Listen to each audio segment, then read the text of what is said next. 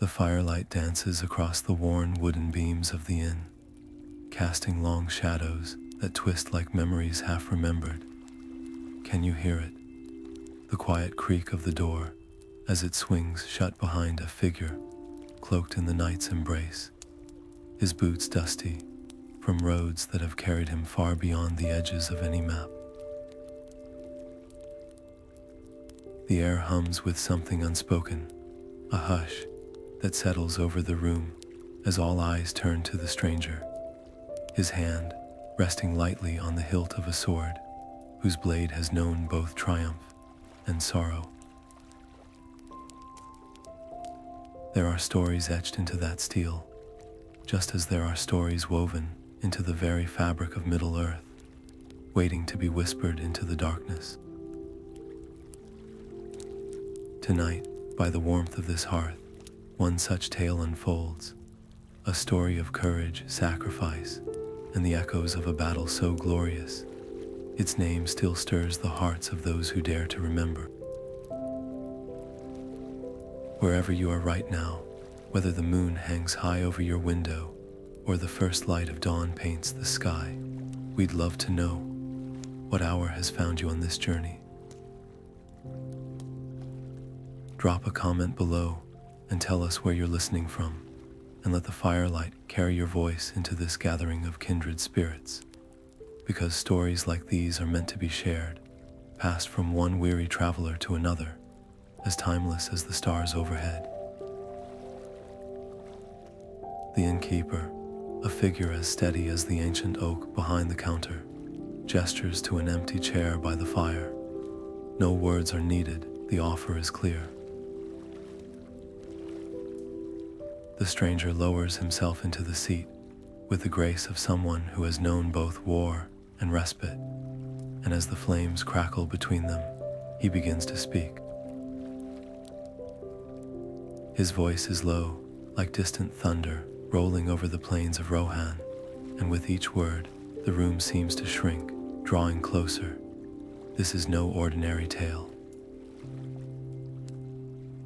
It is the story of a clash that shook the very foundations of Middle-earth, where legends were forged in the heat of battle, and the fate of kingdoms hung in the balance.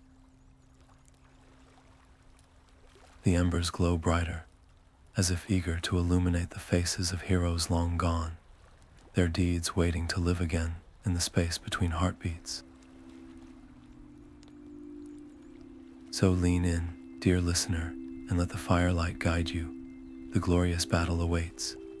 The tidings came first on the wind, a whisper of unease slipping through the golden leaves of Lothlorien, a murmur beneath the stone halls of Erebor, a cold breath against the hearth fires of Gondor. Ravens carried grim news from the east, their black wings slicing through skies, grown heavy with the scent of ash. Something stirred beyond the mountains, something that made the earth tremble and the rivers run sluggish with dread. In the great halls of Rivendell, beneath arches woven with the light of elder days, the free peoples gathered, elves with eyes like starlight, dwarves whose beards bore the dust of deep places, men whose brows were lined with the weight of kingdoms, all stood shoulder to shoulder as the candle flames guttered, as if even the air itself held its breath. Thaladir rose first, his cloak shimmering like moonlit water. "Division will be our undoing," he said, and his voice was a blade unsheathed, clear, sharp, impossible to ignore. The shadow cares not for the quarrels of elves or dwarves or men. It consumes all. A murmur rippled through the assembly, old grievances rising like ghosts, until Grimbor, the dwarf, slammed his fist upon the table. "Aye, and what would elves know of shadows that gnaw at the roots of the world?" he growled, though his fingers tightened around the haft of his axe, betraying the fire in his veins. Then Eradin stepped forward, a ranger barely past his 20th summer, his cloak still smelling of the sweet grasses of the north. His hands, calloused from bowstring and blade, trembled, not with fear, but with the weight of a choice. Behind his eyes flickered the memory of a village nestled in green hills, of laughter around a harvest fire, a life he might never reclaim. "I have no halls to defend," he said quietly, "no treasures locked in stone. Only this, the belief that light, however small, is worth fighting for." Silence fell, deeper than before. Then, one by one, hands reached for weapons, not in anger, but in resolve. Swords slid from sheaths, axes were hefted onto shoulders, bows strung with quiet certainty. The council had ended. The march would begin at dawn. Outside, the first stars pierced the twilight, distant and unwavering. They would need such steadfastness in the days to come. The first light of dawn painted the eastern sky in hues of gold and crimson as the host of the free peoples stirred to life. Banners caught the morning wind silver stars of the elves, the stout axes of the dwarves, the white tree of Gondor, all fluttering like the last defiant breath of hope against the gathering dark. Thaladir sat astride his horse at the head of the column, his gaze fixed on the horizon where the distant peaks clawed at the sky. The wind carried no scent of green things now, only the dry, metallic tang of approaching storm. Behind him, Grimbor's dwarves moved in perfect unison, their boots striking the earth with a rhythm that seemed to echo the heartbeat of the mountains themselves.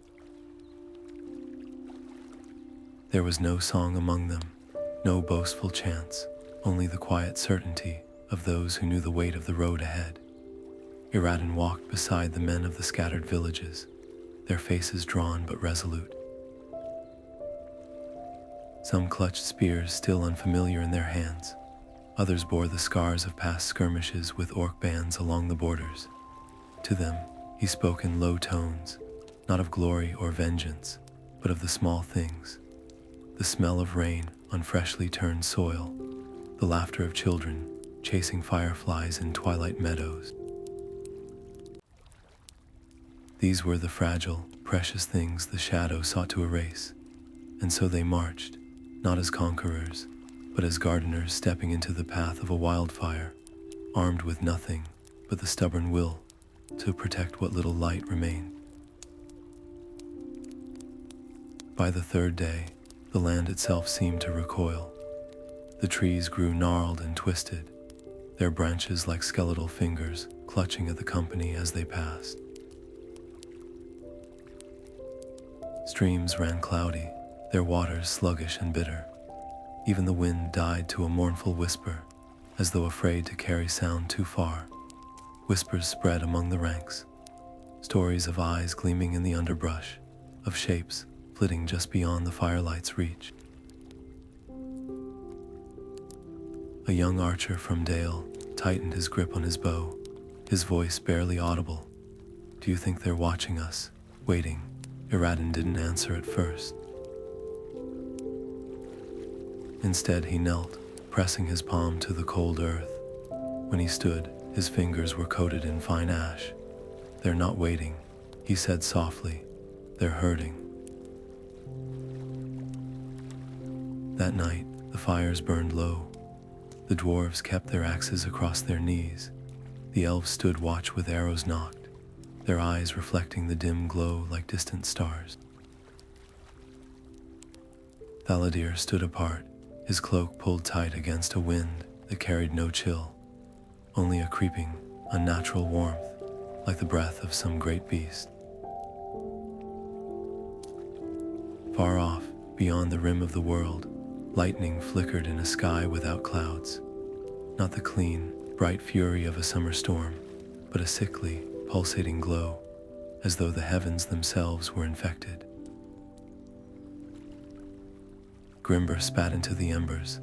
"A fine mess we've walked into," he grumbled, though the set of his jaw betrayed no fear, only a grim amusement.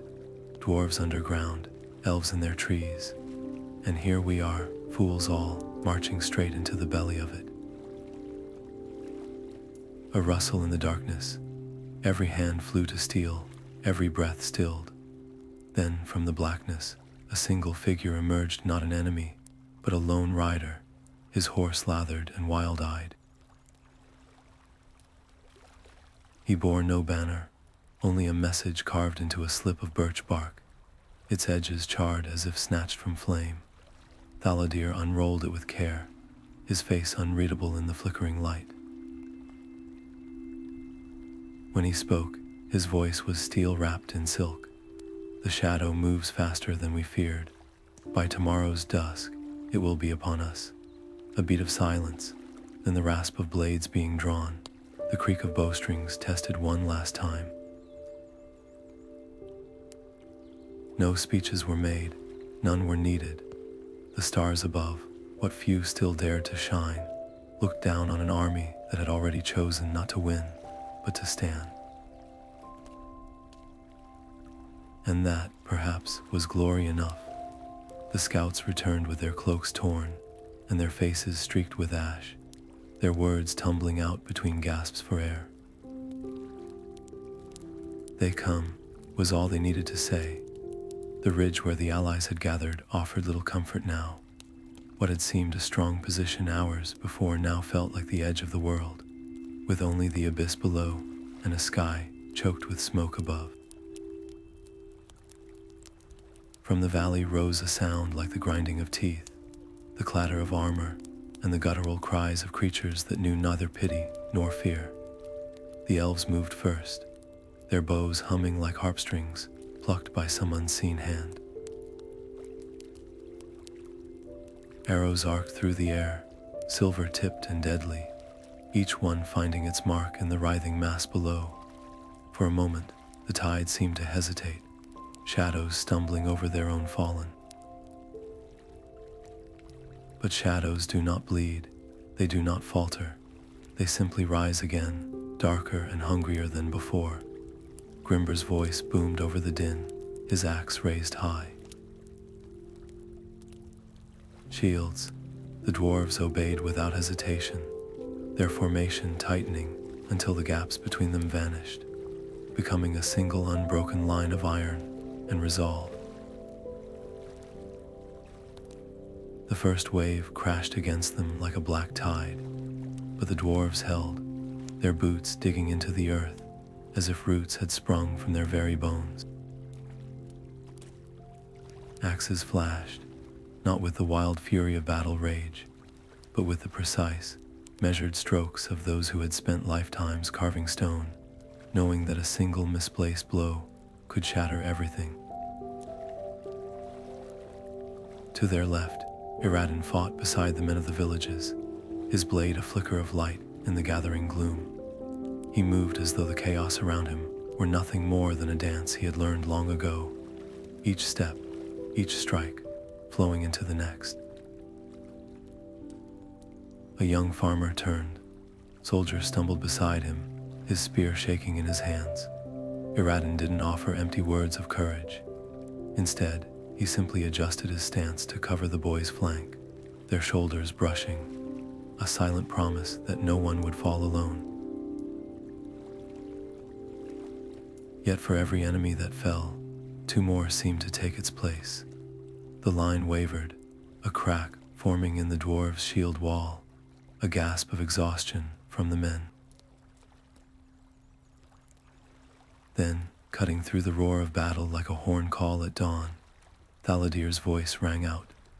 Not a shout, not a scream, but a command so clear it seemed to still the very air. Forward, something shifted. The elves redoubled their volleys, their arrows now aimed not to kill, but to blind, streaking into the eyes and throats of the advancing horde, buying precious seconds. The dwarves surged as one, their shields becoming battering rams, their axes carving a path through the darkness. And the men, though weary, though afraid, found their feet again, driven by something deeper than duty, the unspoken understanding that this ridge, this moment, was all that stood between the shadow and everything they loved. When the last of the enemy broke and fled, the silence was heavier than the battle cries had been. The ground was littered with the fallen, both friend and foe. Thaladir knelt beside a wounded elf, her breath shallow, her fingers clutching at the grass as though it might anchor her to the world. Grimbor wiped his axe clean, his face unreadable. And Eradin, his blade notched and stained, turned his eyes to the east, where the horizon flickered with the same sickly light they had seen the night before. The first skirmish was won, but the war had only just begun. The campfires burned low, their embers pulsing like weary hearts in the gathering dark. Around them, the air was thick with the scent of damp wool and sharpened steel, with the occasional crackle of a drying branch breaking the silence. Thaladir stood apart from the others, his silhouette framed against the bruised sky, the weight of centuries pressing upon his brow. When he spoke, his voice carried the cadence of old verses, the kind etched into temple walls and whispered by elders beside dying hearths. There was a blade, he began, fingers tracing the air as though drawing its shape from memory, forged before the first shadow fell, quenched in starlight and the tears of the valor. It is said that when all other lights go out, this one remains, Grimbor huffed, sharpening his axe with slow, deliberate strokes. Pretty words, he muttered. But steel is steel. A dwarf knows the worth of what he can hold in his hands. Yet his whetstone stilled as Thaladir continued, describing the weapon's last known resting place, a cavern guarded by waters that burned like ice, where no foot had walked in an age. The firelight caught the glint in the dwarf's eyes, betraying a hunger deeper than skepticism. Eradin listened, his palms pressed against the earth, as if grounding himself. The day's battle had left its mark, not just in the dirt beneath his nails or the stiffness in his shoulders, but in the way the villagers now looked to him, their gazes clinging like burrs. He had become something more than a ranger. He was a tether between hope and despair. A rustle in the undergrowth broke the moment. The scout who stumbled into camp bore no wounds, but his face was ashen. They marshal beyond the black ridge, he panted. At first light, they march. All of them. No one asked who they were. The knowledge settled over the company like a shroud. Nearby, a young elf knelt, polishing his dagger with a cloth woven from malorn leaves, his lips moving in a prayer older than the trees. Two human brothers passed a wineskin between them, their laughter too bright, too brittle. And in the shadows between fires, an old dwarf sat whittling a piece of kindling, his knife peeling away curls of wood, until all that remained was the rough shape of a bird, wings outstretched as if ready to take flight. Thaladir closed his eyes, murmuring a phrase in a tongue long forgotten by most. Grimbor grunted, hefting his axe to test its edge before driving it deep into a log, where it stood quivering. And Eradin, he rose, slipping away from the circle of light, to walk among the sleeping forms of those who would follow him at dawn. He paused now and then, to adjust a blanket, to tuck a child's toy closer to its owner's side. These were the things the shadow would erase, not just lives, but the quiet, tender moments that made them worth living. When he returned to the fire, his jaw was set. Tomorrow would come, and they would meet it, not as heroes of song, but as flawed, frightened beings who had chosen, despite everything, to stand. The first light of dawn spilled across the battlefield like a wound, staining the trampled grass crimson. What should have been a sunrise felt instead like the slow peeling back of the world's skin, revealing something raw and pulsing beneath. The enemy advanced not as an army, but as a single entity, a wave of jagged iron and snarling teeth, their war cries blending into a sound like a mountainside splitting apart. Thaladir raised his hand, and the elves' bows sang as one, arrows slicing through the gloom like falling stars. Yet where shafts struck home, the darkness merely shuddered and rolled onward, swallowing the light without breaking stride. Grimbor's dwarves stood rooted as ancient oaks, their shield wall a living rampart against the tide. When the first wave hit, the impact shuddered through the earth itself, a sound like 1,000 anvils ringing at once. Axes rose and fell, not in the wild arcs of berserkers, but with the grim precision of miners cutting through bedrock, each blow measured, necessary. A young dwarf, his beard still short enough to tuck into his belt, faltered as a spear point grazed his cheek. Grimbor's roar cut through the din as he hauled the lad back into line, his own axe sweeping wide to cleave the assailant from shoulder to hip. Hold. He bellowed, though the word was barely audible over the cacophony. Hold, or we're naught but kindling. To the right flank, Eradin moved like a ripple across water, fluid, inevitable. His sword was less a weapon than an extension of his will, darting between gaps in armor, finding the fragile spaces where flesh met fate. Around him, the villagers fought with the desperate strength of those who had already lost too much. A woman with a spear fashioned from a scythe fought back to back with a graybeard wielding a blacksmith's hammer, their breath coming in ragged gasps. Eradin met their eyes in fleeting glances, none needing to voice the truth. They were outnumbered, outmatched, but not yet undone.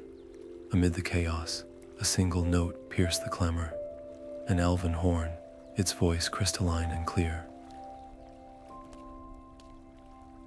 Thaladir's mount reared as he signaled the archers anew, not to kill, but to blind.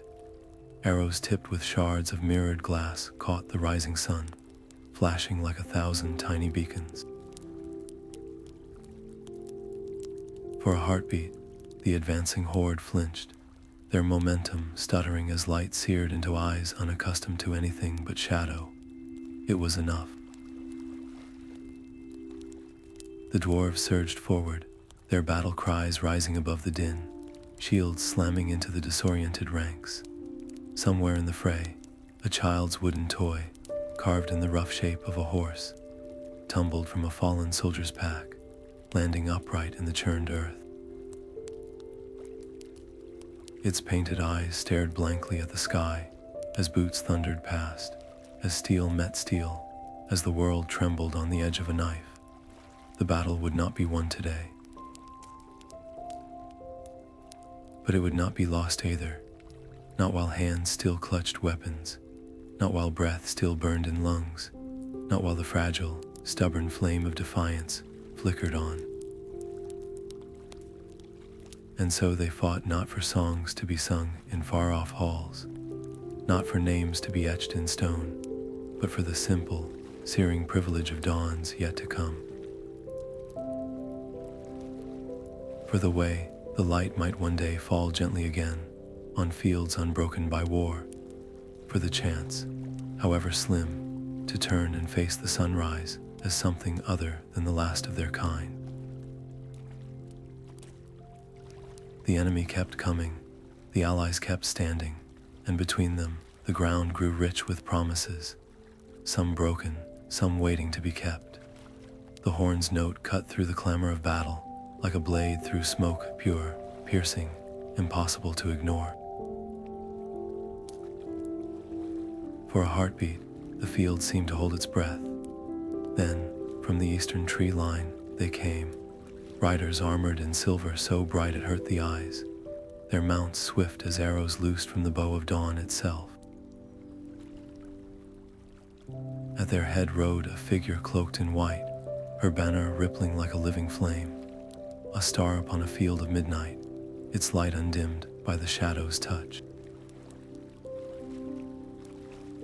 The enemy ranks shuddered, their advance faltering as the new force struck their flank with the force of a river breaking its banks.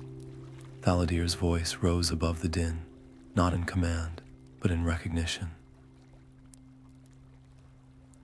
Elbereth, the name was a prayer, a weapon, a key turning in a lock long rusted shut. His sword flashed upward, and the elves answered as one, their arrows finding fresh marks in the throats of those who had moments ago seemed invincible. No orders were needed. The counterattack unfolded like a dance, rehearsed across centuries, elven blades weaving between dwarven axes, human spears finding gaps where the light had pierced the dark. Grimbor, his beard matted with blood and his armor dented from a dozen blows, threw back his head and laughed, a sound like boulders crashing down a mountainside. About time, he bellowed, hefting his axe. The dwarves needed no rallying cry. They surged forward with him, their boots pounding the earth like a drumbeat, their voices raised in a chant, older than the hills they called home.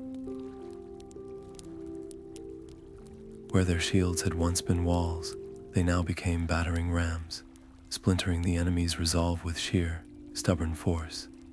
Eradin saw it before the others, a flicker of movement amid the chaos, a banner crowned with jagged iron spikes. The enemy commander, he moved without thought, his body weaving through the fray with the instinct of a wolf, threading through trees. Steel rang against steel, the air thick with the scent of sweat and scorched metal. A blade grazed his ribs, he barely felt it. The world narrowed to the space between himself and that looming figure, clad in armor blackened as if by forge fire, his helm fashioned into the snarling visage of a beast. The White Rider reached him first. Her sword met the commander's with a shower of sparks, her mount rearing as she forced him back a step, just enough. Eradin's strike was swift, unceremonious. No grand duel, no exchanged words, just a single, desperate lunge that found the gap beneath the armored ribs. The commander staggered, his roar of fury turning guttural, then silent. Around them, the battle rippled like a pond struck by a stone hesitation, then collapsed. But the field was far from won. The enemy did not flee.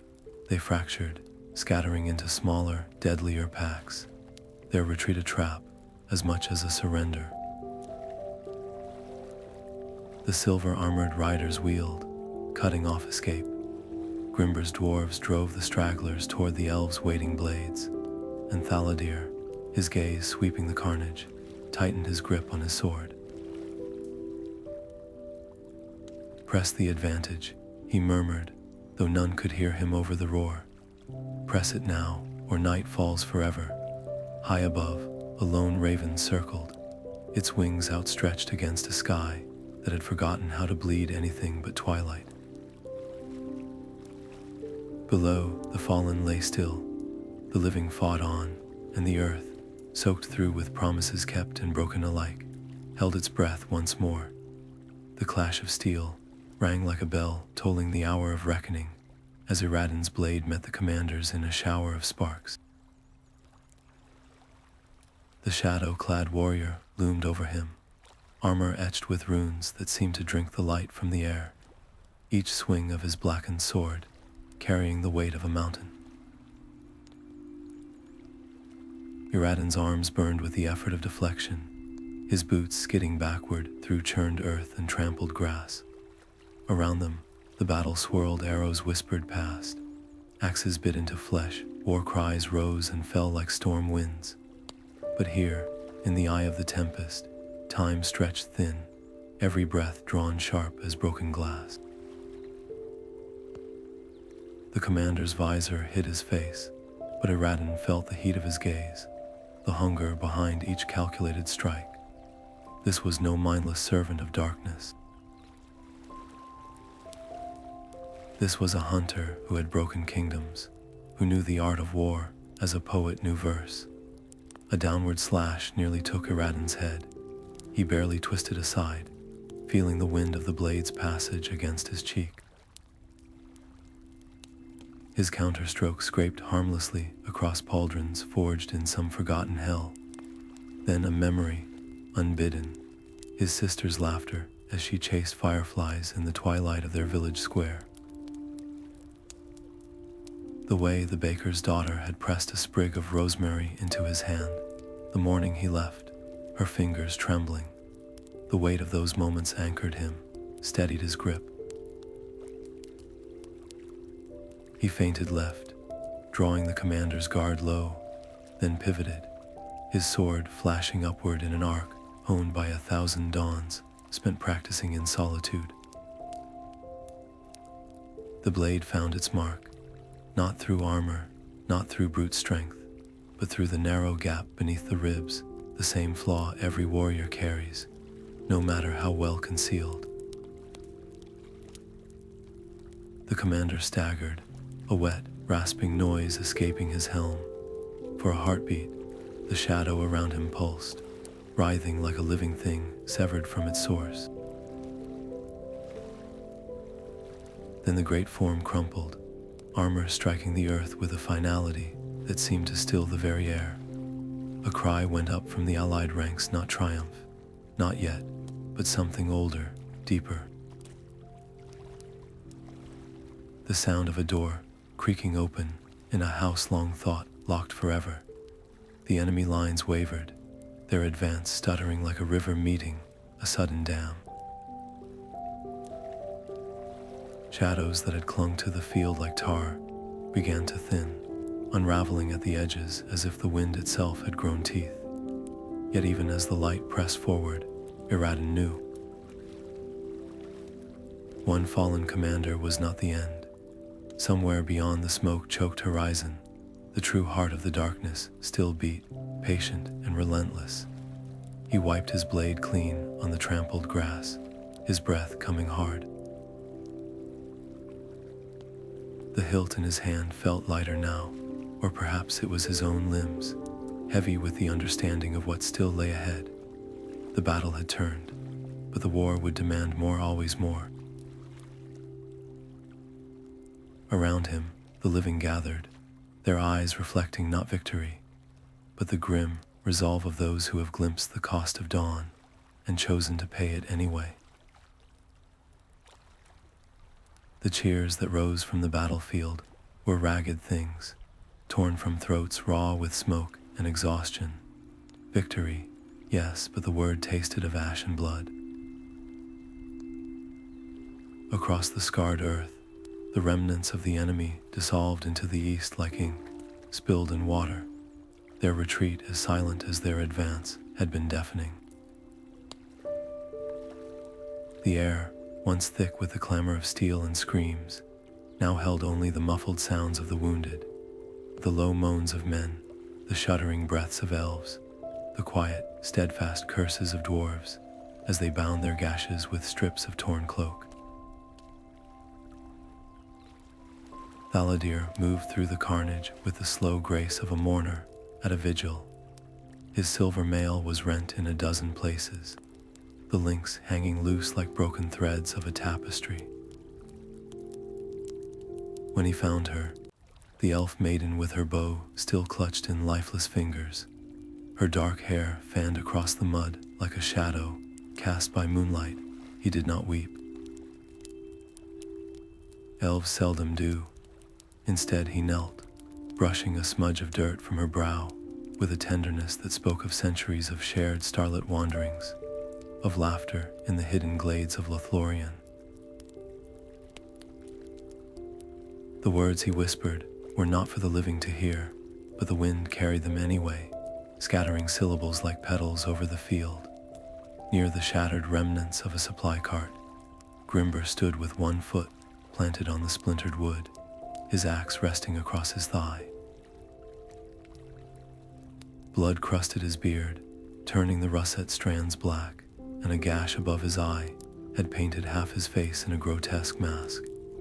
Yet when Eradin approached, the dwarf's grip was firm as he clasped the ranger's shoulder, his nod saying what words could not. No ballads would be sung of this day, not truly.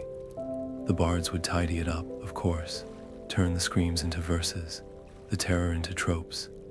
But here, in the quiet aftermath, there was only the understanding that those who had fallen would never again feel the sun on their faces, never taste the sharp tang of autumn apples, never argue over the last scrap of bacon at a campfire. Eradin's hands trembled as he helped roll a dead villager onto a cloak. A boy, really, no older than 16, his chin barely dusted with the promise of a beard. The spear that had taken him jutted obscenely from his chest, and as Eradin broke the shaft to ease his carrying, he wondered if the boy's mother would ever know how bravely he'd stood in those final moments. Around him, the living worked in silence, turning belts into tourniquets, shields into stretchers. A cluster of elves sang softly as they wove spells of easing over the worst wounded, their voices blending like a brook trickling over stones. And then there were the pyres. They built them at the field's edge, far enough from the living to spare them the smell, but close enough that none could mistake the cost. Elf and dwarf, man and halfling, all would burn together, their ashes mingling in the wind as their spirits had mingled in battle. Thaladir lit the first with a torch dipped in oil that smelled of ancient forests. Grimbor spat into the flames before turning away, muttering about dwarven tombs and the proper respect for stone. Eradin stood longest, watching as the smoke curled skyward, carrying with it the last breaths of those who had given everything. The stars emerged one by one, indifferent to the scars below. Somewhere to the east, beyond the blackened ridges, the enemy licked its wounds and plotted. The war was not over. It might never be. But for now, beneath a sky that had witnessed countless such battles, the living gathered their dead, their grief, and the fragile, unspoken promise that the light they defended today would still be there when the next dawn came, however faint, however fleeting. The traveler's voice trailed off, the last words hanging in the air like smoke from the dying fire. The flames had shrunk to a fragile glow, their light barely reaching the faces of those gathered around the hearth. No one spoke. Even the wind outside seemed to hold its breath, its usual howl reduced to a whisper against the thick wooden shutters. The innkeeper, his hands roughened by years of pouring ale and scrubbing tankards, moved first slowly, as if afraid to break the spell of the story. He reached for a fresh mug, filling it to the brim with dark, honey-colored ale, the foam spilling over the edge like a fleeting promise of comfort. The traveler accepted it with a nod, his fingers curling around the tankard, as though anchoring himself to the present. His eyes, though, remained fixed on some distant point beyond the walls, beyond the night itself, somewhere the rest of them could not follow. The flickering firelight carved deep shadows into his face, turning the lines there into valleys of memory. Someone coughed, a chair creaked, but no one dared disturb the silence, not yet. The tale had been too raw, too real, its echoes still vibrating in the spaces between their ribs. Outside, the wind stirred again, rattling the shutters with a sound like distant armor clashing. One of the listeners, a merchant with ink-stained fingers, shivered, though the room was warm. He glanced at the others, searching for reassurance in their faces, but found only the same hollow understanding. They had come here for ale and gossip, for the simple joy of company on a cold night. Instead, they had been given a glimpse of something vast and terrible, something that made their own worries feel small yet unbearably fragile. The innkeeper cleared his throat. "A tale like that," he said, his voice softer than usual, "deserves more than silence." He lifted his own mug, the liquid inside catching the firelight like liquid amber. "To the fallen," he murmured. Around the circle, mugs rose, their rims trembling slightly. The traveler did not join them at first. Then, with a slow, deliberate motion, he raised his drink, his knuckles whitening around the handle. "To the living," he added, his voice rough as unpolished stone. The words hung there, a fragile bridge between memory and the present, between the dead and those who must carry on. The ale was bitter on their tongues. The fire sighed, its embers collapsing in on themselves, and for a long while, the only sound was the wind, weaving through the eaves like the ghost of a lament no one could quite remember. The traveler's gaze grew distant, as if peering through the veil of years to the faces of those who had marched beside him, but would never again feel the sun's warmth. "Her name," he began, the words rough yet tender, "was Lyriel, an elf of the golden woods, with eyes like the first light breaking over the misty mountains." He described how she danced through battle, her movements so fluid they seemed less like combat and more like the turning of the seasons, inevitable, beautiful. She fell defending a pair of human children who'd strayed onto the field, their small hands clutching her cloak as she shielded them with her own body. The last thing she saw was their faces, unharmed. The last thing she heard was their laughter, bright as spring rain, as they were carried to safety. His fingers traced the rim of his tankard, following the circle over and over, as if seeking the shape of something lost. Then there was Thordan Barrelhelm, the dwarf who'd scoffed at poetry, but whose voice could shake the very stones when he sang. He held the bridge at Mirrormere alone for 3 hours, the traveler murmured, not for glory, not for gold, but because someone had to. The enemy had come like a flood, and Thordan had stood firm, his axe a whirlwind, his laughter booming even as the arrows found their mark. They say his final blow split a boulder clean in two, though whether that's truth or tavern tale, none can say. What matters is this: when the reinforcements arrived, the bridge still stood. And so did he, though his feet had long since stopped moving. And then, the farmer, Halric of the Westfold, who'd never held a sword until the shadow darkened his fields.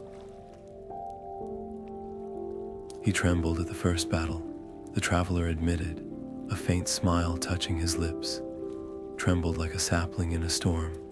But when the orcs broke through the line and made for the wounded, he planted himself between them and his comrades, a pitchfork in his hands and a roar in his throat that would have made a bear proud. Halric hadn't survived, but neither had the 6 who'd tried to pass him. His wife still tends their apple orchard, the traveler added softly. The trees bloom twice as fierce these days, or so the neighbors claim. As if the roots remember, around the hearth, the listeners sat motionless, their breath shallow. The stories hung in the air like incense, sweet, aching, impossible to grasp yet impossible to ignore. These were not the grand deeds of kings and legends, the traveler seemed to say. These were the quiet, defiant acts of ordinary souls who'd chosen, in one blinding moment, to be extraordinary. The fire popped, sending up a shower of sparks, and for a heartbeat, The shadows on the walls looked less like shapes and more like figures tall and proud, their heads held high. The innkeeper wiped his hands on his apron, his usual gruffness gone. "We'll toast them then," he said, though his voice wavered. "Not just tonight. Every night, as long as the ale flows and the fire burns." And though no one spoke it aloud, they all felt it, the unspoken promise that these names, these stories, would not fade with the embers. They would be carried forward, whispered into the ears of children, woven into the fabric of songs yet unsung, because the fallen had not just died for something. They had lived for it too. The days after the battle unfolded like a slow exhale. The land itself seemed to sigh as the last tendrils of smoke curled into the sky. Where blood had soaked the soil, pale green shoots pushed through by the third morning, as if the earth were stitching its own wounds with threads of clover and wild barley. The rivers, once clouded with ash, ran clear again, though those who drank from them swore the water carried a metallic tang, a whisper of what had passed.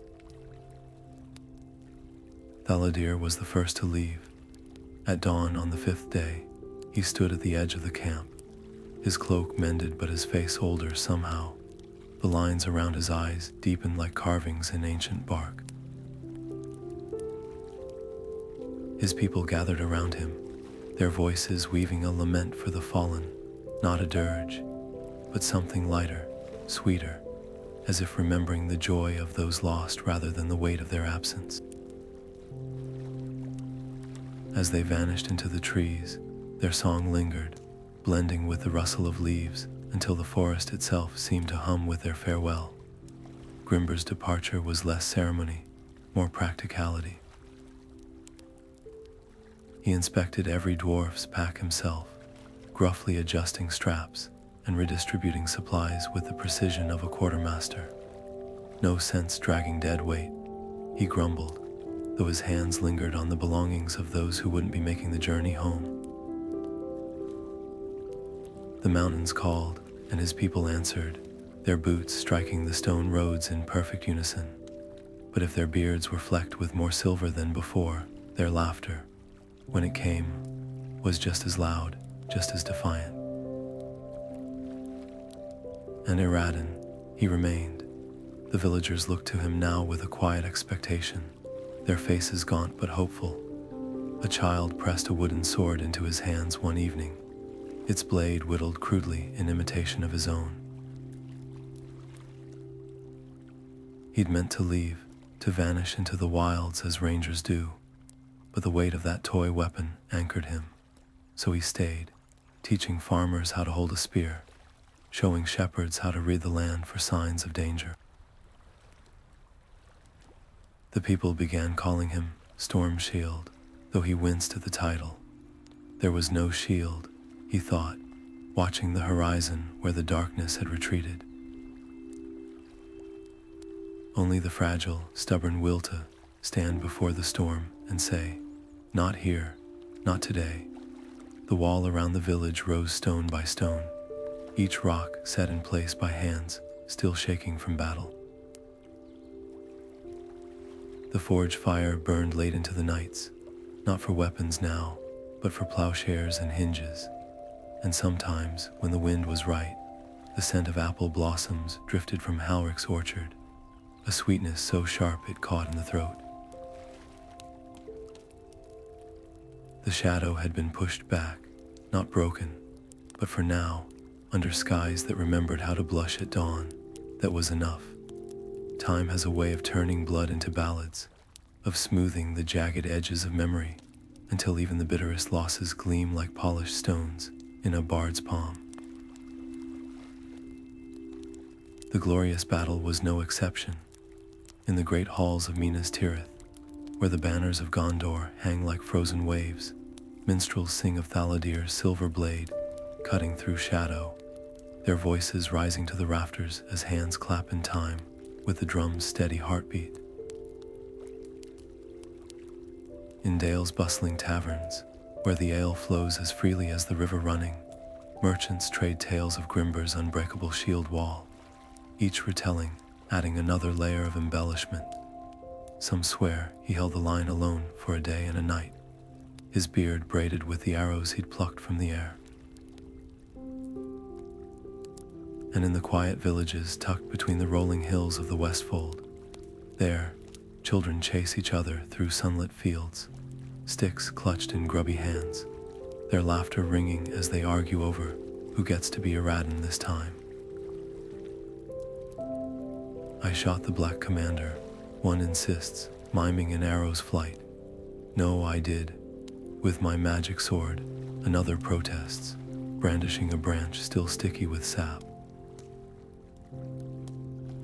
The mothers watching from the doorsteps, don't correct them, let them play at heroism while they can. Let them believe, for now, that courage is a simple thing, as easy to grasp as a wooden sword, and as bright as the triumph in the songs. The traveler hears these echoes wherever he goes. In a market square, a potter's daughter hums the melody of an elven lament, while shaping clay into something delicate and strong. In a mountain forge, a young dwarf pauses mid-hammer stroke, his brow furrowed as he tries to recall the cadence of Thordan Barrelhelm's last war chant. The stories have taken root, as stories do, twisting, growing, sometimes bearing little resemblance to the truth, but the bones remain, the sacrifice. The choice to stand. He leans back in his chair, the firelight painting his face in flickering gold. Legends are curious things, he murmurs, more to himself than to the listeners. They sand down the rough edges, the fear, the stench of blood, the way a man's voice cracks when he calls for his mother in the dark. What's left is cleaner, kinder, easier to swallow with a pint of ale. A log shifts in the hearth, sending up a shower of sparks, but the heart of it, that stays true, the moment when ordinary souls dig their heels into the mud and say, no further. Outside, the wind carries the scent of apple blossoms from Halrich's orchard, now tended by his grandchildren. The war never really ends, the traveler thinks. Shadows gather, retreat, and gather again, as patient as the tide. But so long as there are hands to plant trees, voices to sing the old songs, and children to swing sticks in the sun, well, perhaps that's the only victory that matters. The innkeeper's breath caught in his throat as the firelight flickered, catching the edge of the traveler's cloak just so there, beneath the weathered fabric, a glimmer of silver too fine for mortal forgework, too fluid for anything but elven craft. His fingers, calloused from years of lifting barrels and scrubbing tankards, froze mid-wipe against the counter. The traveler turned his head slightly, as if sensing the weight of the unspoken question hanging between them, and the ghost of a smile touched his lips. Not the broad grin of a man spinning tales for coin, but something quieter, older. The kind of smile that lives in the corners of ancient libraries and the hushed halls of ruins, the kind that knows the taste of centuries. For a heartbeat, the clamor of the inn faded, the clatter of dice, the bark of laughter, even the crackle of the hearth seemed to dull. The innkeeper had seen enough of the world to recognize the glint in those eyes, not the bright, fleeting spark of human curiosity, but the slow, deep burn of something ageless, like embers banked beneath the roots of the world. He'd heard stories, of course, whispers of elves who walked unseen among men, their faces shifting with the years, but their eyes forever unchanged. But stories were one thing.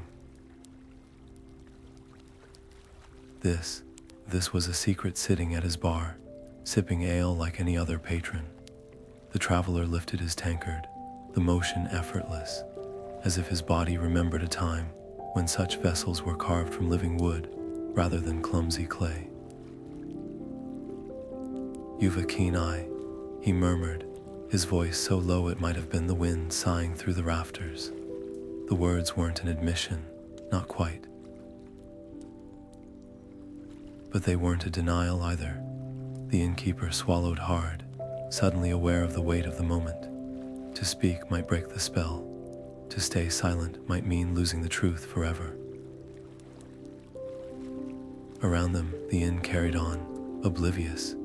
A pair of merchants argued over the price of woolen socks. A bard tuned his lute, humming absently. The ordinary world, sturdy and unremarkable, pressed in from all sides. Yet here, in this sliver of firelit space between them, time seemed to thin, like parchment held too close to a flame. The traveler's cloak shifted again, the fabric parting just enough to reveal the barest edge of a scabbard, its surface etched with runes that shimmered like water under moonlight. The innkeeper found his voice, though it came out rough as unplaned wood. "You'll be wanting another ale, then?" Not a question, a offering. The traveler's smile deepened, and for the first time, the innkeeper noticed the faint, almost imperceptible points of his ears, half hidden by strands of hair that held the color of old gold. "Aye," the traveler said simply, and just like that, the moment passed. The fire popped, the bard struck a chord, the world righted itself. But later, when the innkeeper climbed the stairs to his bed, he paused at the window, staring out at the night where the stars hung like scattered shards of ice. Somewhere out there, beyond the fields and forests he knew, the world was wider, stranger, and far more wondrous than he dared to believe. And for the first time in years, he felt the quiet itch of something long forgotten, the desire to step beyond his own threshold, to follow the road until it turned to legend beneath his feet. The first light of morning crept through the inn's windows, painting the worn floorboards in pale gold. The traveler rose from his chair, the wood groaning softly as if reluctant to let him go. His cloak, still dusted with the memories of distant roads, settled around him like a shadow reluctant to part with the night. On the table, where his tankard had sat empty for hours, he left a single silver coin, its surface etched with markings no blacksmith in these lands could replicate, its edges worn smooth by centuries of hands long turned to dust. The innkeeper, wiping down the bar with a cloth gone threadbare from use, paused mid-motion. He knew better than to call out, to shatter the quiet with something as clumsy as farewell. The door swung open with a whisper, and the dawn spilled in, crisp and clean as a freshly drawn blade. The traveler stepped across the threshold, his boots barely making a sound on the cobbles outside. For a heartbeat, the sunlight caught the edge of his cloak, and the fabric seemed to shimmer, not with the dull sheen of wool, but with something brighter, something woven from starlight and spider silk. Then the wind took him, billowing the cloak behind him like a banner from some forgotten war. The innkeeper squinted, his breath catching. Was that the faintest echo of music riding the breeze? A melody too fluid for mortal instruments, too sorrowful for anything but the lips of elves? Or perhaps it was just the wind, teasing the leaves of the old oak by the roadside, turning their rustle into something almost like song. Inside, the fire guttered, its embers sighing into ash. The silver coin on the table gleamed, a silent testament to a night that already felt like a dream half remembered. The innkeeper reached for it, his fingers hovering just above its surface. He'd handled enough coin in his time to know the weight of copper, the chill of steel. But this was different. cool to the touch, yet humming with a warmth that had nothing to do with fire. He turned it over, and for the briefest instant, the markings seemed to shift, rearranging themselves into words he couldn't read, but somehow understood. Remember us. Outside, the road stretched east, empty now, but for the dancing motes of dust caught in the sunbeams. The traveler was gone, or perhaps he'd never been there at all. The innkeeper tucked the coin into his apron pocket, where it settled against his thigh like a secret. The morning wore on. Customers trickled in, bleary-eyed and yawning, their chatter filling the room with the ordinary clamor of another day beginning. But every now and then, when the wind gusted just right, the innkeeper would pause, his head tilting as if to catch a strain of music no one else could hear. And in those moments, the weight in his pocket felt less like a coin and more like a promise, one that whispered of roads waiting to be walked, of stories yet to be told, of dawns that would always come, no matter how long the night. The boy's fingers tightened around the wooden sword, its surface worn smooth by years of play. His knuckles whitened, not from fear, but from the sudden, startling weight of understanding, the kind that settles in the chest like a stone dropped into still water.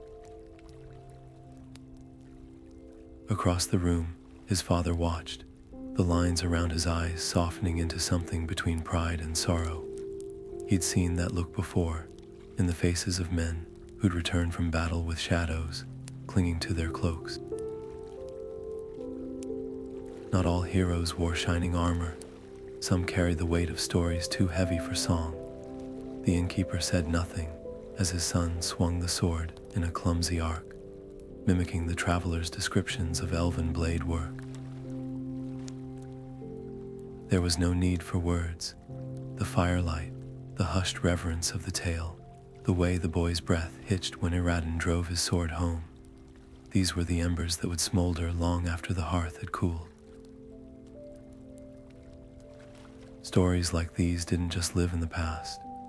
They took root in the quiet spaces between heartbeats, in the way a child's hands could shape themselves around an imaginary hilt and suddenly feel the ghost of something greater. Outside, the wind rattled the shutters, a reminder that the world beyond these walls was neither kind nor gentle. But here, in this flickering circle of light, something unbreakable had been forged. The boy's next swing was surer, his feet planted wide like Grimbor's dwarves, bracing against the tide. His father turned back to the bar, polishing the same spot over and over, his throat tight. Let him play at heroism, he thought.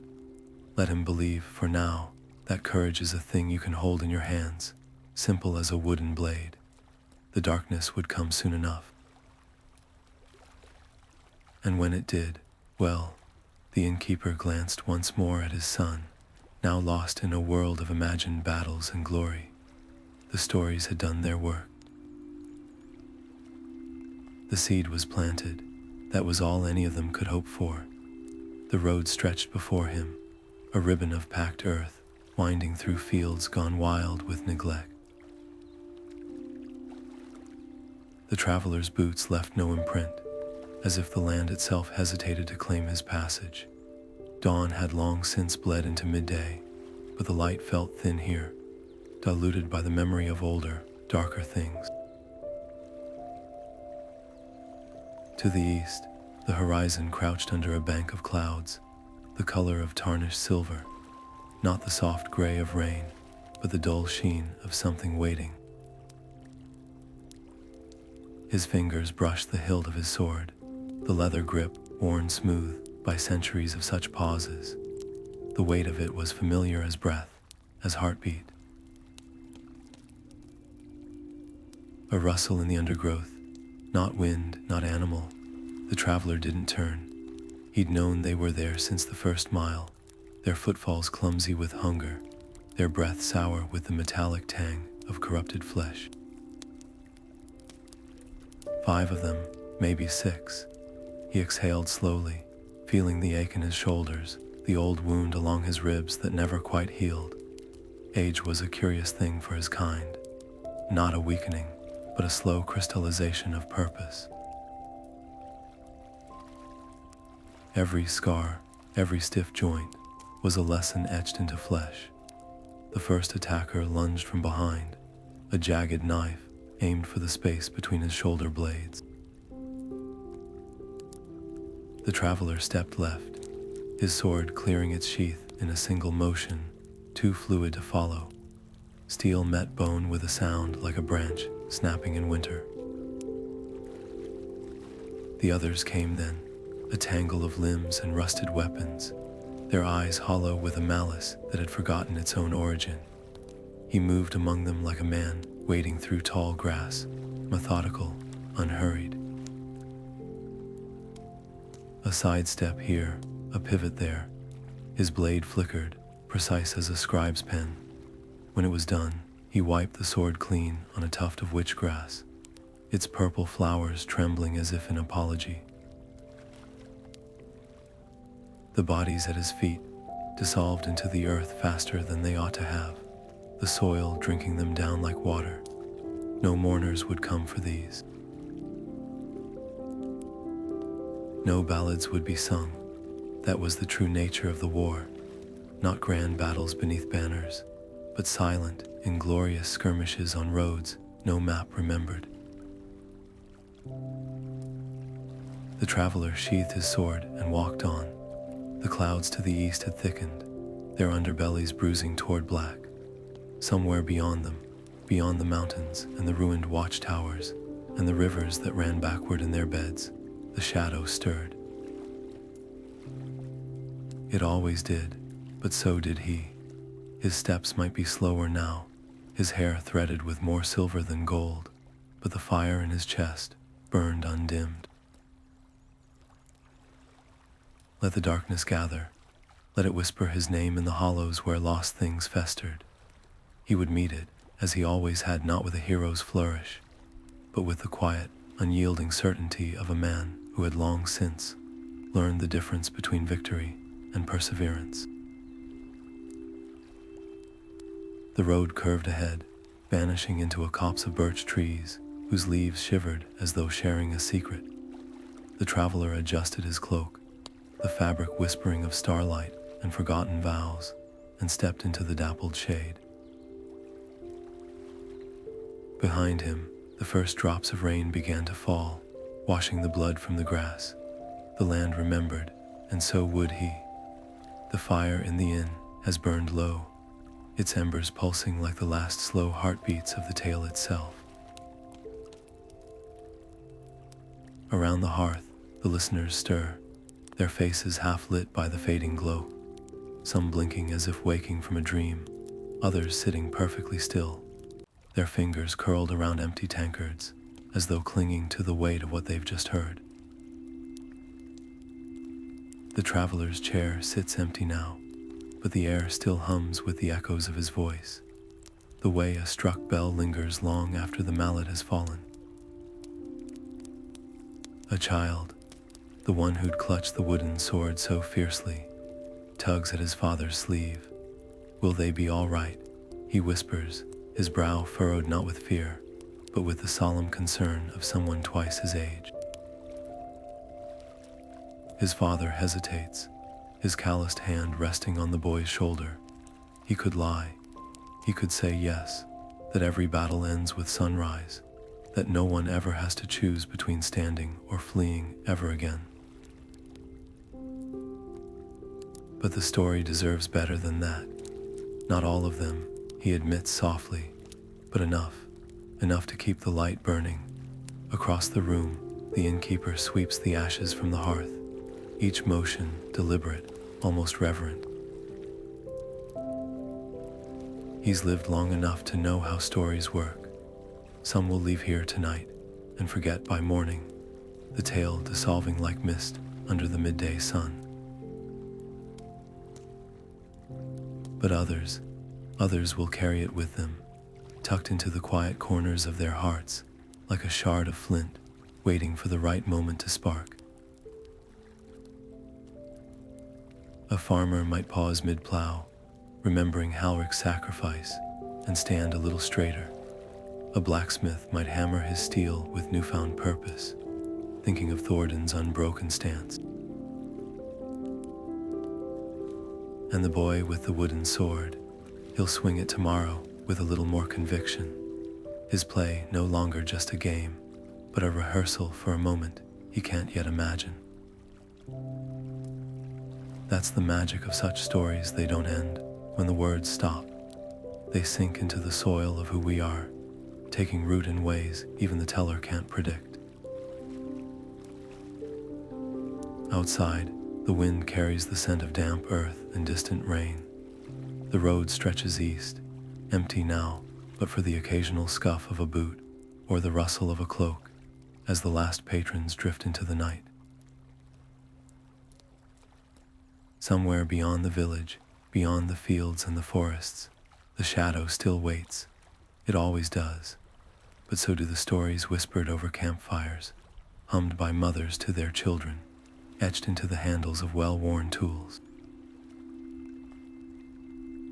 The innkeeper closes the shutters, plunging the room into darkness, but the embers still breathe, their glow faint but stubborn, and in that fragile light, if you look closely, you might just see the outline of something. Not a hero, not a legend, but the quiet, unyielding shape of hope itself. For as long as there are those who listen, who remember, who pass the tale along, the glorious battle will never truly be over.